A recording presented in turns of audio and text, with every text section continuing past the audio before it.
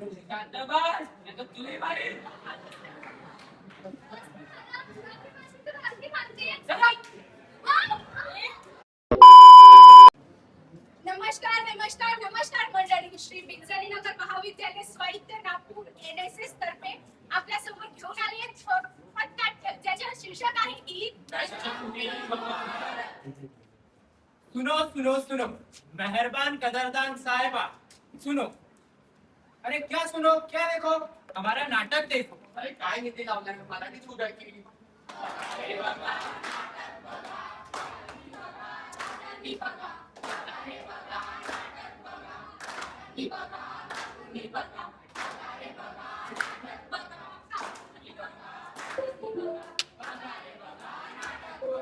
नमस्कार मंडळी नमस्कार. ताईला नमस्कार, दादाला नमस्कार, काकांना नमस्कार, काकूंना नमस्कार, सर्वांनाच नमस्कार. अरे काय चाललंय? कसली नाटक दाखवताय तुम्ही? अरे इथे आपण नशामुक्ती करतोय. नशामुक्ती. बरं चला तर मंडळींनो बघूया आजची पहिली दृश्य. अरे यार काय करावा, कांद्याला भावच मिळत नाही. अरे निवडणूक जवळ आहे, आता देतीलच भाव. अरे कसली चर्चा करताय तुम्ही? निवडणुकीवर चर्चा करतोय, निवडणुकीवर. बर अबे इथच्या ते रोजच्या आहे. मी का म्हटलं ऐका थोडसा. अबे हे काय करायचं? तू नागपुरात येतो तुला माहित नाही का? थोडसा तर दे. मी नागपूरच्या फेमस. अच्छा आला का कुठ्या ये.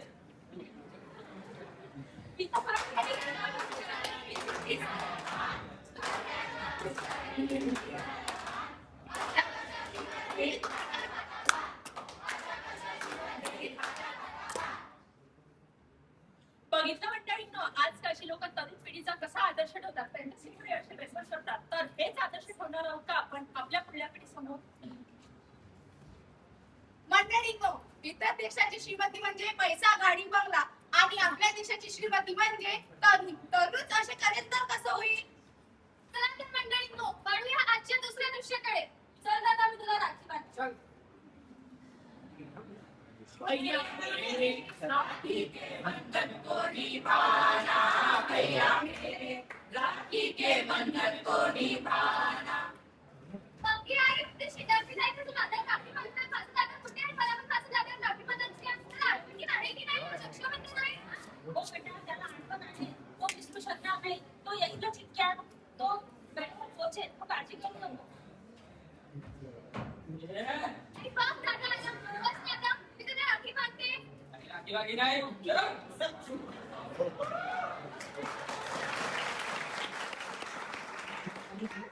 कांदाबाद नाही तर तुले मारेल.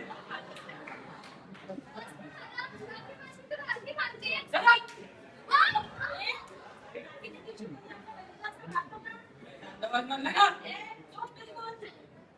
बघितलं मंडळींनो, आजकालची तरुण पिढी व्यसनाच्या योगला आहारी गेली आहे की रक्षाबंधनच्या पावन अवसरावर आपल्या बहिणीला आईवर हात उचलत नाही. हे आता असे करणार, व्यसनाच्या आहारी जाऊन तर कसं होणार? चला बघूया पुढे. चला तर बघूया रात्रीचा दुसरा दिवस.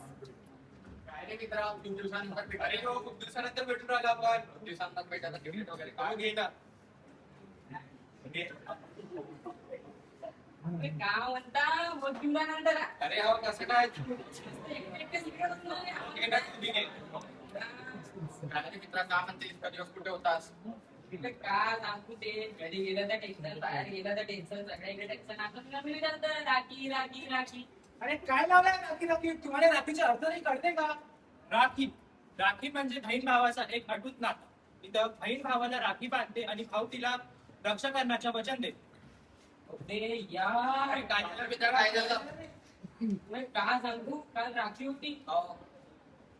राखी होती, घरी गेलो. बहिणी राखी बांधण्यासाठी बहिणीने हात पकडला.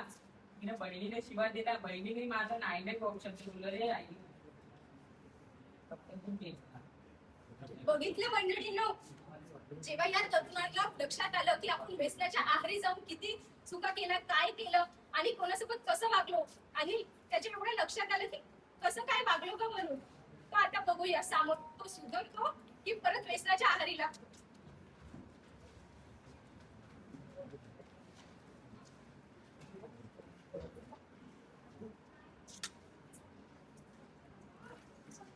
नाही आई आई आई कुठे गेली का? आई बघ की दादा आलाय. एक ग्लास पाणी आहे बरं. हो. घे, पी.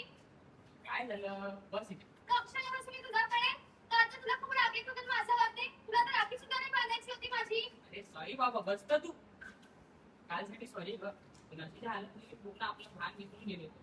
परत मला माझी आता चूक कळली आहे. मी तुला पण तू शब्द बोललो आणि आईला पण तू बेटा, तुला तुझी चूक पडली हे खूप मोठं झालं. आता तिने तू तिला सॉरी म्हटलंय, त्याला माफ कर तुम्ही. आता पुन्हा असं करायचं नाही आणि चांगल्याने राहायचं आणि व्यसनाच्या आधी जायचं नाही. एकमेकांना प्रॉमिस करा की तुम्ही राखीच्या दिवशी असं काही वागणार नाही बाई. बघितलं मंडळी, या व्यसनाच्या आहारात मी माझ्या राखीसारख्या पावन अवसाच्या पावन पर्वावर माझ्या बहिणीला मारलं तर आईला किती अपशब्द बोललो. परंतु यापुढे मी असं करणार नाही. चला तर आपण आपल्या तरुणांना आणि व्यसनमुक्त समाजाला पाया रचूया. चला तर आपण शपथ घेऊया. आम्ही व्यसन करणार नाही. आम्ही दारू पिणार नाही. आम्ही सिगारेट ओढणार नाही. व कोणाला व्यसनाच्या आहारी जाऊ देणार नाही. जय हिंद, जय भारत. जय हिंद. भारत